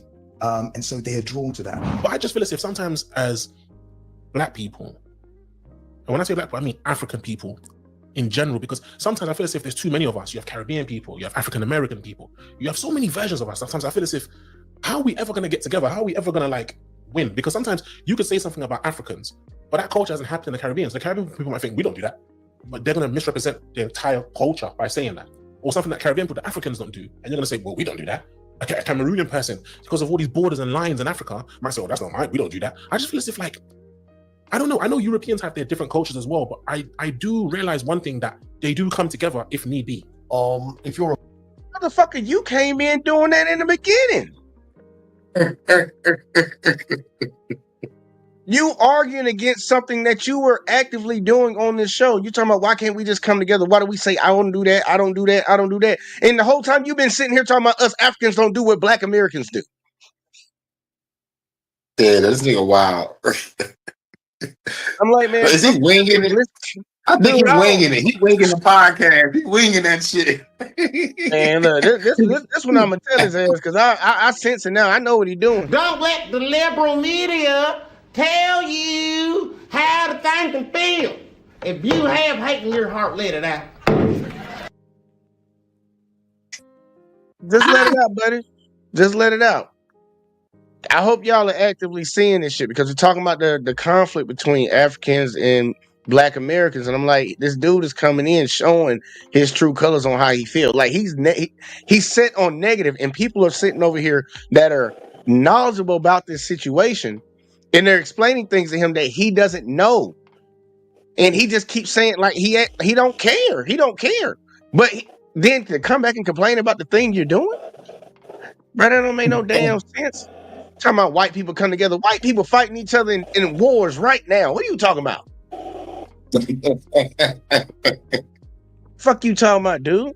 Motherfuckers like, look, and I get this video's a little bit older, but certain groups come together, and this delineation, this separation of groups is happening all the time.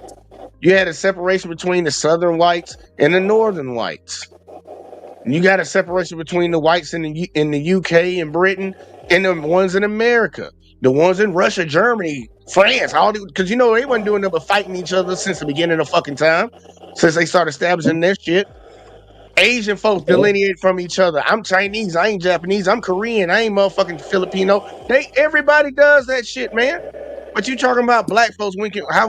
Dude, it's not about us coming together to goddamn overthrow some shit. These motherfuckers at the top come together to keep us down. We don't come together on shit like that.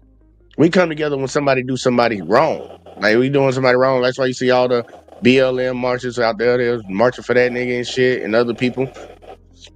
We come together on shit. We not trying to harm nobody. That just ain't something that's in our thing. We don't go out trying to harm other groups of people. We don't preach that. That's not a part of our culture, but other cultures been showing that shit. For real. We typically leave other black folks alone when it comes to like larger issues.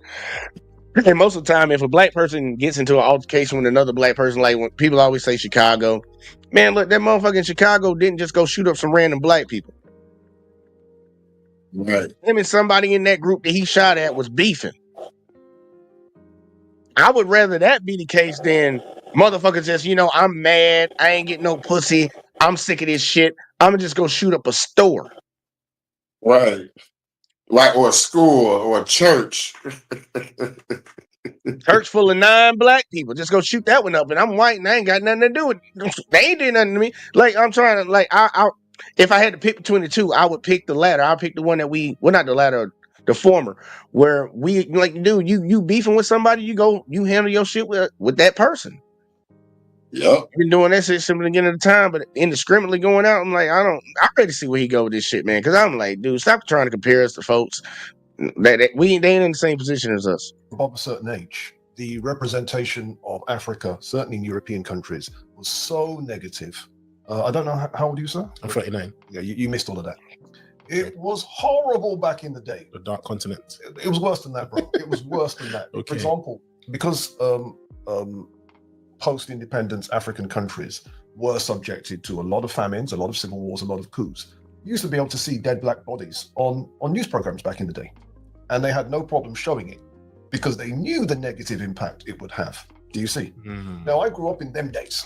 So I remember seeing that stuff. What was the dead bodies for? So that they starved to death or something? No, let me give you an example. Supposing there's a war situation. Oh, yes. Now, you know that, for example, there's a war situation right now with Ukraine and Russia. But you've not seen any dead Ukrainians or any dead Russians. True. But with the Palestine and the Israel one, I see a lot of dead Palestinians. What they've done, what they would do would be. You say it again, Hurricane, so them people hear. Zion. It's a war, but we don't see no dead bodies. Get the fuck out of here. Mm-hmm. To show the wag the dog on sides of the streets and that kind of thing. So if you were from the Caribbean and you were quote proud to be African unquote, that was hard to do back in the day when those would be the images that were being shown of Africa. And the idea that when it comes to being historically connected to Africa, what do you mean historically connected? Africa doesn't have any history. And then if you and just think about the imaging that they put in people's minds in America. Like, people don't think that Africa has cities. Like cities like in the United States of America. All they remember is those commercials. Donate $3 to feed children for a month. Feed them rice for a month. And they show you all the fucked up shit. Don't show you that these people are advancing and doing things. They don't want to show that. It's for a reason. You even got black people in America that think that same shit.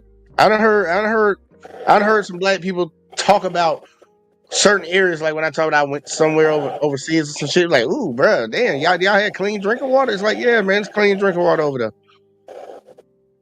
They got roads over there. It's like, bro, it's like, it ain't what you think. This ain't National Geographic's trying to show tribes in the 2000s. Man, I swear, I used to watch the History Channel so much, bro. They would be showing black tribes over there as if that's like the majority. That's what they would focus on. I'm like, these people are building skyscraper cities and shit. They got interstates. They got all these roads and bridges and shit. They got nice vacation destinations that Americans go to. And all y'all showing is people living out on the plains, the actual super tribal folks that done stayed to themselves. They don't want to incorporate into regular society. They want to keep doing what they traditionally done. That's all y'all showing. That's what people were thinking. That's where you get that whole African booty scratcher shit. Yeah. Like, people need to open their motherfucking eyes. I'm sorry, Hurricane, you have anything on that, man? I know I'm rambling a little bit. Oh no, but I did want to say, like, they show no bodies on the wars with the Ukraine and Russia, but they show body parts being blown off in Israel and Gaza and shit. I'm like, what the fuck going on with that? I believe it's the point that the older gentleman is getting at. You try to depict certain people in a certain light, and it's not in the light of trying to have people be sympathetic. It's like, look, they obviously be doing stuff. Because think about the propaganda that's already being said. You talk about how bad these people already are. So you're disincentivized if you see that. But if they saw their own people, they wouldn't go for that. So they're not going to show it to them because look, America has an interest in funding that war in Ukraine. Yeah. They got an interest. So they ain't going to show them. They ain't going to show them. You can just hear all the shit that come out. But if you don't see it, it doesn't make it real for you. Because think about it. We tell people about issues that happen in America all the time, but they don't see it, so it's not an issue to them. It doesn't affect their life, so they don't care. Yeah. And it's all a mind game. I be trying to pay attention to it as much as I possibly can, and sometimes I can be off on it, but it's a mind game they be playing, man. Straight manipulation in broad daylight. Spoke to somebody from Africa, and you asked them, well, what's African history? They're going to tell you about their ends. They're not going to tell you African history. They're going to tell you about what happened in their ends. And in many cases, people couldn't even tell you that. So some of the things then that Africa has that should be common knowledge isn't common knowledge. So when I was in Ethiopia, April last year, we got to see one of the famous Ethiopian sites, the city of Lalibela, the city of underground churches carved out of the ground. I've seen those, lovely. Yeah, those were, I'd like to say built, but you can't say built, so we're going to say carved between 1180 and 1220 AD. So this is medieval. So the same time period where the cathedrals were going up in Europe, in East Africa, people were carving those temples out of the ground through mathematical and engineering precision. That should be common knowledge. The whole world should know about that. I believe so. But because it's sub-Saharan Africa, the attitude is zip it, keep it short. You could be in Kenya, which is next door to Ethiopia. They don't know what you're talking about. What do you mean underground churches? What? Yeah. They don't know what you're talking about. Yeah. You could be in Sudan, next door. They don't know what you're talking about. In the case of Sudan, I was invited last year to give a lecture for Jaguar Land Rover. And I was asked to research this issue of what should be done with African art and artifacts in European museums. So what I did was I searched using the British Museum's website. I was able to search what artifacts does the British Museum have. I'm not talking about the ones on display. I'm talking about ones not on display, but it's on the catalogue. Yeah. I found a 13th or 14th century curtain from Sudan. Yes, you heard that correct, curtain. I found a 9th or 10th century belt, and the belt had the same type of buckles that we have today, same type of loops that the buckles would have. I found a 5th and 6th century rug. I found the 4th to 6th century. 4th century is around 300 AD. 5th century is 400 and something AD. One was a rug, one was a carpet. And the carpet had all the multiple colors that you would expect on a polychrome carpet. Again, these are from Sudan. That's in the British Museum. And then I found, finally, and this is what usually blows people's minds, fragments that have survived of cushion covers. And one of those cushion covers was 1st century, which means 2,000 years old. And one of them was 5th century, which is 400 something AD, which is more than 1,500 years old. And the cushion cover designs look just like a cushion cover design that you could have bought in 1970. Right? Like the ones that we got here. Exactly, yeah. Yeah. And what happens is, of course, what do you mean Sudan's got these things? Nonsense. Yeah, they're. I found them on the British Museum catalogue. Now, they don't have them on display. But they've got them. Yeah. And so if you were to ask people from these three countries, ask the Kenyans, what have the Ethiopians got? Ask the Sudanese, what have the Kenyans got? Nobody knows anything. So what then ends up happening is one group of black people think another group of black people are inferior. You know what's so funny? Because I remember... Point proven. I want to know if he's going to accept that, because it's the same thing with his mindset about black Americans. What do they got? You even heard the lady in the video say, y'all ain't got no culture. You don't know nothing about black Americans. To say that. And I done preached about this shit multiple times on the channel about the hidden history of our African brothers and sisters overseas, where these Europeans have taken all their things, because you got a lot of tribes over there, a lot of countries asking for their things back. Like, give us our artifacts back. They're keeping them, but they not even putting the bitch on display. They hiding in the back. Yup. You come in the museum, Well, raid that shit. Yeah, I'll raid that shit. Just keep the same basic shit around that you would think they would have during this time, but that shit that actually transcends the time. Like, because even when you go and look at the hieroglyphs on like the Egyptian temples and shit, they got handbags back in that time. Handbags. Yeah. Louis Vuitton, Versace, and all these motherfuckers, where you think they got that idea from? These motherfuckers right here, but they want to say it came from somewhere else that happened in Europe. Europeans developed this shit. A lot of the shit that they supposedly developed, they didn't develop none of that shit, man. The shit was already around. They stole it. That's why people credit Henry Ford for creating the automobile or the Model T. No, he didn't do that. He didn't do that, but people will still say he do. Just like people still sit here and say Christopher Columbus discovered America. He never made it here. For real. It's the lies that they done told, and people get mad about it. I said that shit around some white folks about Christopher Columbus, and they actually, you can tell they get disturbed with that shit. And I'm like, but you know it's the truth, right? Well, what you saying it for? It's like, what? I said, you just want to live in a fantasy world. That should make you feel some type of way. But I'm like, a lot of African history has been hidden. Man, mathematics, fucking all the sciences, medicines. Look, man, Europeans used to look at people like they were crazy and call them barbarians for taking baths in rivers. Because they wouldn't wash themselves.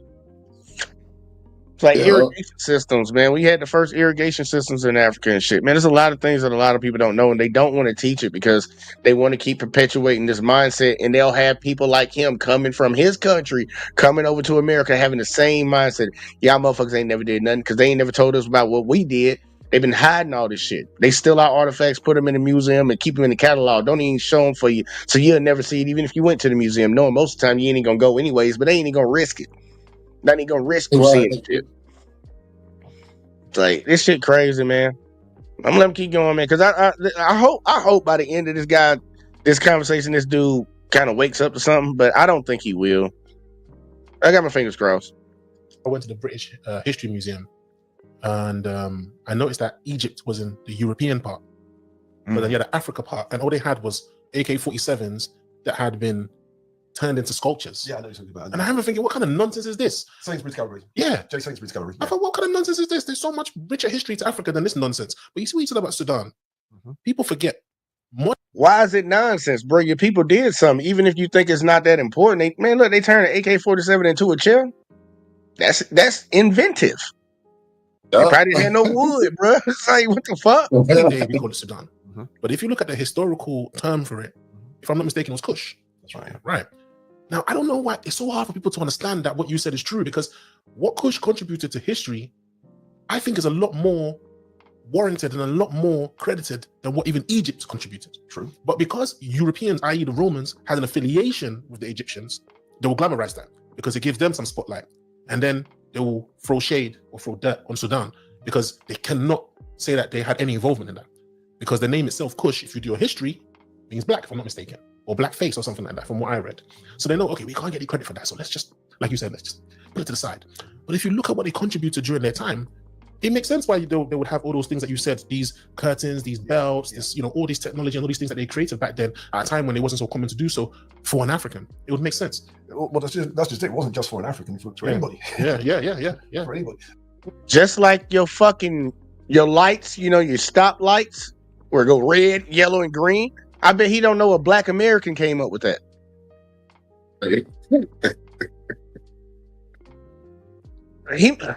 Motherfucker need to study, bro. But the main thing is until I found that material, because I had to research it for the lecture for Jaguar Land Rover, I've been studying Black history for years. I'd never seen any of those pieces, any of them.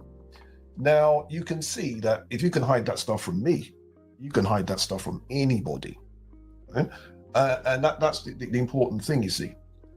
In other words, before October, when I was invited to do that lecture, I did not know they had evidence of cushion covers, evidence of belts, evidence of carpets, evidence of rugs. I didn't know they had that. Probably the reason why they call it cushion. Yeah. Now, the point I'm making is, I suspect you could probably do that for many, many other African countries too. And when that happens, the game will change completely. Because what it is we've got pockets of evidence. You mentioned, for example, the Ashanti material that Britain is about to loan back to. What is your view on that? British loaning back something that you are taking from a country, it belongs to them. Now you're saying, I'm going to loan it to you so you can just look at it. Yeah, I mean, it's outrageous, but something is better than nothing. Ultimately, what needs to happen with the stolen material is that if the British were honourable, they would make replicas of the stolen material, keep the replicas here, and give the originals. And give the originals back. Now, the main problem, of course, is the originals are worth millions per piece. That's the problem. And once you've got millions per piece, the amount of wealth that you can build on the stolen artifacts, and you multiply it by the thousands and thousands of artifacts. That's why Britain doesn't want to give any of those pieces back. Let me give you an example. There was a discussion that I was having with my colleagues. There was a very famous ivory mask of a ruler in Nigeria. The ivory mask is the Queen Mother Idia of Benin. Okay. And the reserve price that Sotheby's put on it was £5 million, and that was in 2010. And that was just one piece in 2010. So we can infer 2 of them, double it, 3 of them, triple it. And then we also have to then do the compounding from 2010 prices to 2020. Yeah, of course. The British Museum have got thousands of Benin pieces. You can now see why they looted Benin City. But the point I'm making is the Ashantis are in exactly the same position with regards to the gold. Exactly the same position. And you can then do the same thing, civilization by civilization by civilization. So all that compounded wealth that you all should have been sitting on in Ghana is in London. Get it? All of that compounded wealth that should be assets for you to be building modern wealth upon. Yeah. It's not in Ashanti, it's not in Kumasi, it's in London. I want to But he will sit here, and that's where I'm gonna let them stop talking, because I got to make a point off of that. And we ain't got much time left, anyways. Him getting this information, he can translate that to America. Who was this country built on the backs of, Hurricane? Our ancestors. All the work, all the labor, all the inventions, all the contributions to society that Black Americans have done in this country, you would think we would be in a better position. But just like the Africans having to deal with Britain taking their assets and their collectibles that they could borrow, because you can borrow on that wealth. You can borrow on that, and if the bank will loan money out on that. It's like, man, look, I know it's worth $5 million. What you need to borrow on it? They might even let you borrow more than what the fuck it's worth. Just basing off of, if you don't pay that shit back, we gonna get that shit back, and you still got to pay it still. Yeah. But it's the same thing that happened in America, and he needs to understand the concepts. A lot of the same things that were done to them over there, and the same reason why a lot of them haven't succeeded, and select ones have. It's the same reason in America, because the folks that's over here in America were the descendants of the motherfuckers from Europe too. It's like, man, you got some that stayed in Europe and some that left. Yeah, I just don't get how he can't put 2 and 2 together, because he started off with that bullshit. well, why don't Black Americans do this? Africans don't do that. And it's the same, like a lot of the reasons could be similar to what the fuck, why we don't. You don't even have the collateral, the wealth to actually push certain things. So you're kind of in a fucked up position, and you're in that fucked up position mainly because a group of people have done certain things in this world. In your country and ours in the same way.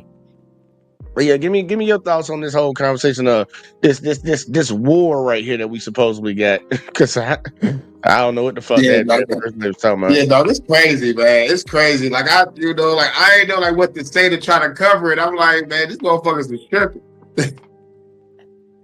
But the motherfucker like guy remind me of motherfucking like a Black Alfred from Batman. You know the way he talk. He got that British accent to him. Yeah, I could definitely sense that shit, and that's where I'm guessing they were from, because he was talking about the British Museum. And he was like, they're here and not over there. So I'm like, okay, but at least well, he's a professor and shit, and like he do this shit for a living, so he knows. He's done research and looked into this shit, and he's trying to advise a younger man, 39, on the situation and try to give him a better perspective on changing his views or how he views things. And you would think the more and more we listen to the conversation that he would have been more receptive to it, because it even applies to what was done to y'all over there. But dude, I'm trying to tell you that brainwashing, the propaganda that's been put around Black folks is amazing. And people just truly want to believe it as much as they want to. They'll tell me I'm lazy all the time. And I'm like, dude, I get up and go to work every day and I probably make more money than you. But I'm lazy though. I'm like, so what the fuck you doing? I got 2 jobs, bitch. What the fuck you doing? I don't get, man. Look, it's just embarrassing and sad, man. For all my African brothers and sisters, man, I'll tell you this, man. Look, we ain't got no war with y'all, man. But the disrespect need to stop. Same thing like when we said the thing about the Hispanic community, when Trump started going real hard on trying to deport motherfuckers and Black folks ain't paying no attention to it, we ain't getting in that shit. It's because of the disrespect that we were catching from the Hispanic community. Like, we know about what happened out there in California and shit. We know what happened in certain states in this country. And it's like, motherfucker, we ain't the ones who did nothing to you. It's like, where that come from? Same thing with the Asians. With the Asians in America, we already know. Black folks know. Black people know who don't like us. And Hurricane, I bet money you could tell the whole community right now, who are the groups of people that don't like us? And you can use the easiest 3-letter word. YT people, government. Those people that's against us both. You should have like some businesses. You should have like some African businesses, some Asian businesses. You know, like they be disrespectful like a motherfucker. I tell them all groups. All groups. Yeah, all groups. All of them. And people should really look into it and be like, what did Black folks do to these other groups? Like, name what we did. Name what Black people have ever done in history to warrant the energy and the hatred that they get. Because everything you hit with, remember, it's going to get hit back at you. And then we're going to see who has the most things on their side when we get to the end of it. Because I'm trying to tell you, Black folks going to be at the bottom of the list. We're going to be at the bottom of the list on that shit, man. Like, dude, we have not done what other groups have done to other folks around the world. Like, bro, like, we just went on that type of time. That's why the Africans need to quit tripping. You know, the Africans need to quit motherfucking tripping, because like when they was so-called slaves over here and they needed some help, the Seminoles from Florida helped those motherfuckers out. So it's like, you know, they better quit tripping. They better quit tripping. It's like, for you turning away your own ally. Like, for real, it was the same thing we said when it came to the election. Because a lot of folks were pissed off that Trump got back in there. And we've been on a hell of a ride for the first 7 months, haven't we, y'all? Goddamn, got 3 years to change to go. Ain't that good? Y'all made a great decision. But when Black folks said, like, bro, don't vote for this dude, bro. Don't vote for him. Even though, you know, we got our coon ass motherfuckers saying vote for the dude. Because I would tell you, like I told people to abstain. Or even fucking vote. But when you look at the other groups and what they voted on, like, bro, they was for the bullshit. Yep. Especially in the Hispanic community. That's the funniest one. He told you he was going to deport y'all asses. And you voted for your cousins, your brothers, your sisters, your aunties. You voted for all them to get kicked well up out of here. So don't come talking to black folks about this shit.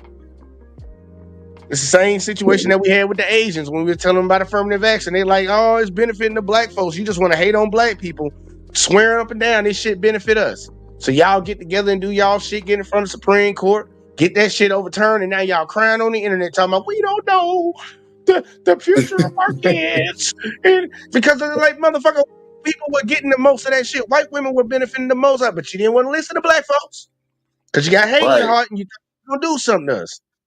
It's the same thing I say to white people in this country. For all the white people that support all the racism and the racism that's been done by our federal governments, they didn't show how much money this country has lost by trying to uphold that shit.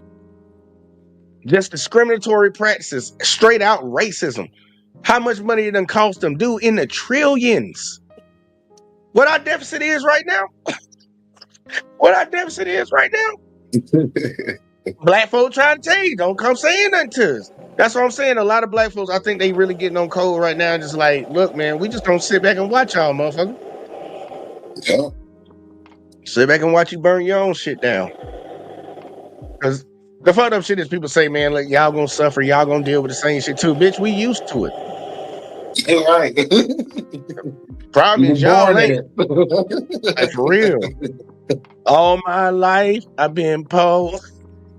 Yeah. Like, real. Like, it's like nigga. Bane from the motherfucking Batman. It was like, nigga, I was born in the darkness, Batman. I was born in it.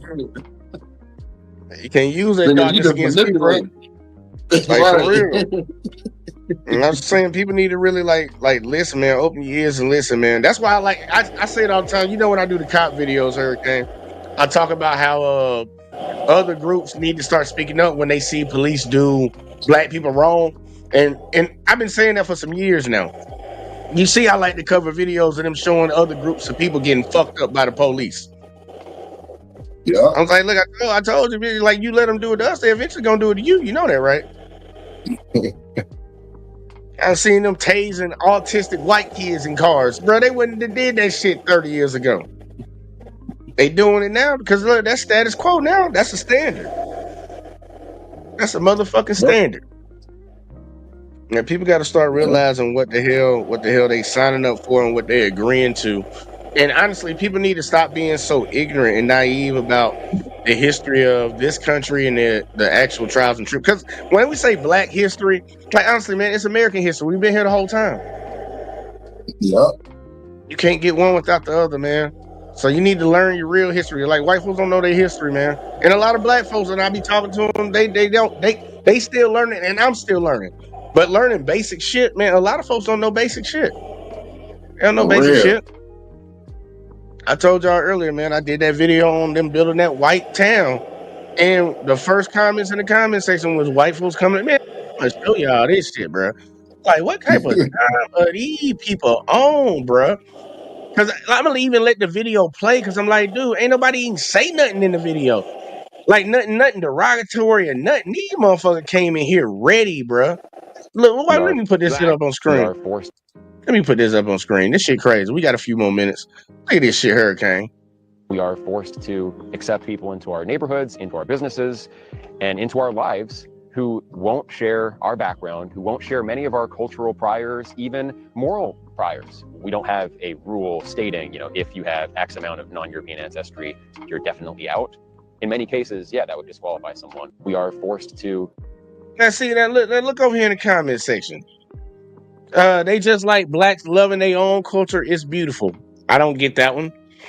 I don't even get that at all. No, I need to go to the oldest. To the oldest, yeah, because they came in. Matter of fact, no, I do need to do newest because that's where it all started in the very beginning. The citizens, I don't know if this is one of them. I'm not reading all that. Fuck that. I guess what you said is based on the Constitution. This is why people left Britain, because they wanted more freedom. I don't get that. One person said he should go back to Europe then. I ain't gonna hold you on that comment. That shit's funny. he might want to. Say black people did it in Georgia first. So it's okay for black people to do it, but not white people. Black people were the first ones in America to build their own all black community.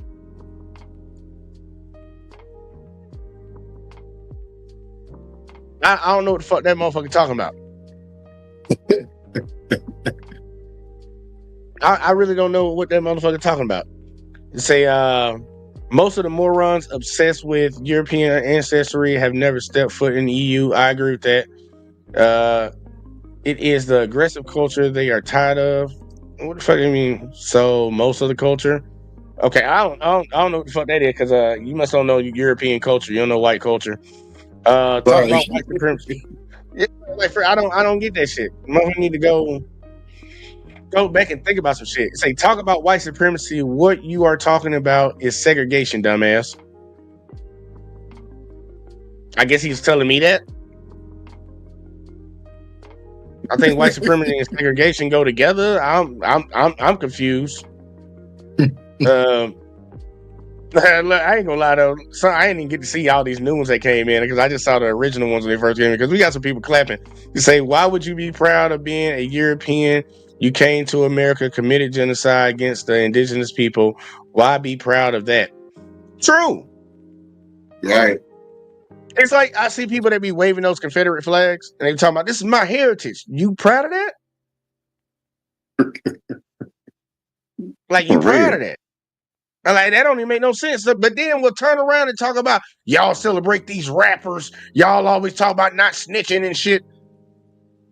Bitch, you are proud of people that genocide folks, that dropped atomic bombs on people, that enslave people. And you talking about us celebrating a rapper. Yeah. I'm like, what? It's like the levels. We got to make the levels match, man. You say, oh, so you call white people, you know that Judgment Day is coming for you because all you do is tell lies on other people. What the fuck?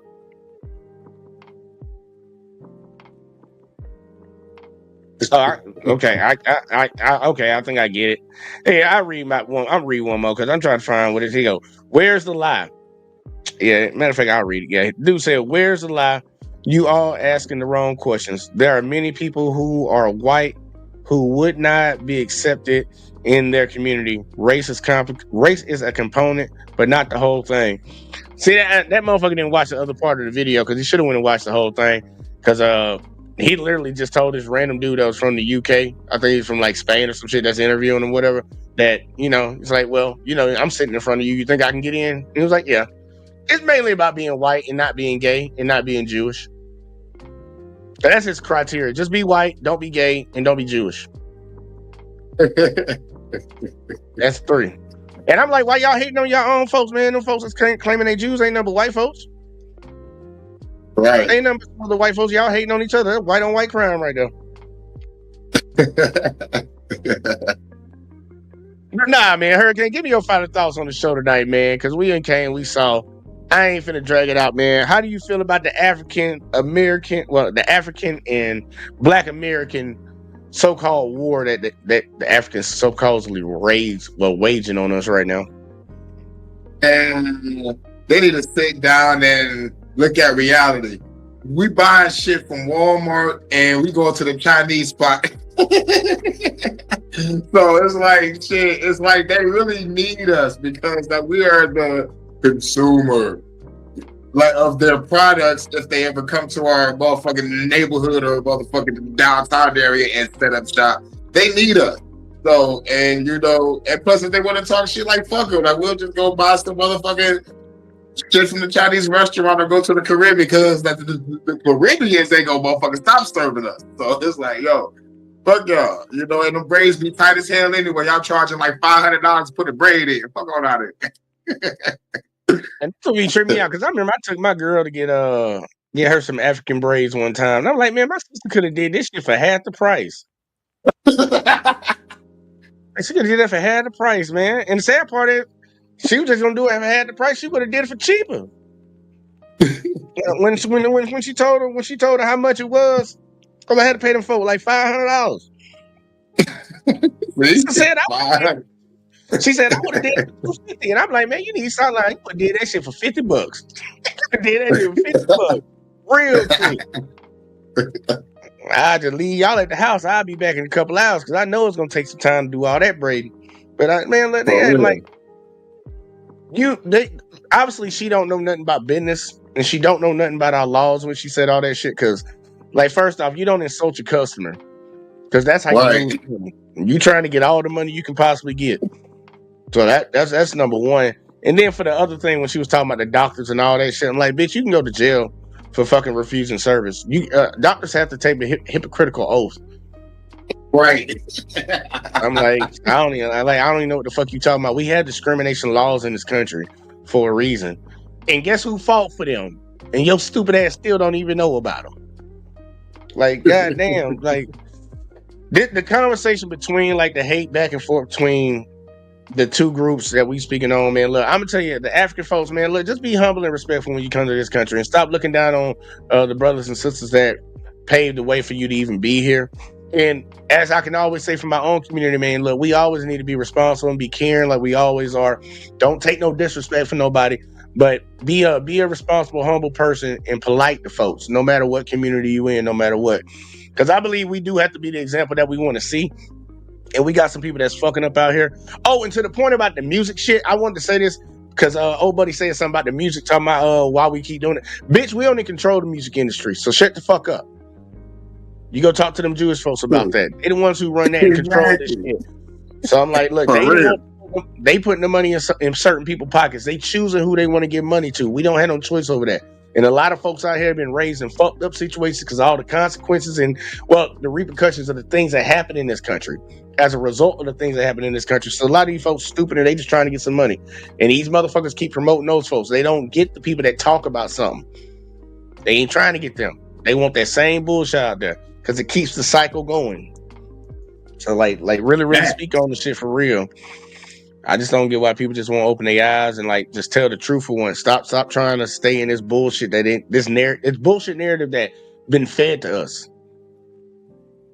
The people that fed it to you, the people that you might need to be looking at.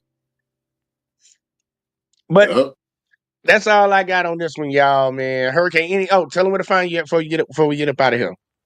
Yo, you can find me at Hurricane JW, Hurricane JW2 on YouTube, Hurricane JW on Facebook, home of the Fuck the Government podcast. You know, I done dropped some new music, and I got some more new music on the way. So be on the lookout. Y'all make sure y'all go support that boy. Make sure y'all come. Make sure y'all go to the Let's Talk on Facebook, the JVJ Network, if y'all weren't watching over there, and Let's Talk over here. Like, subscribe, share, turn notice on, all that in the bag of chips, y'all. We trying to grow. But it's been fun. I know some people about to go out and do some little freaky deaky shit, so I hope y'all stay out of trouble and strap it up.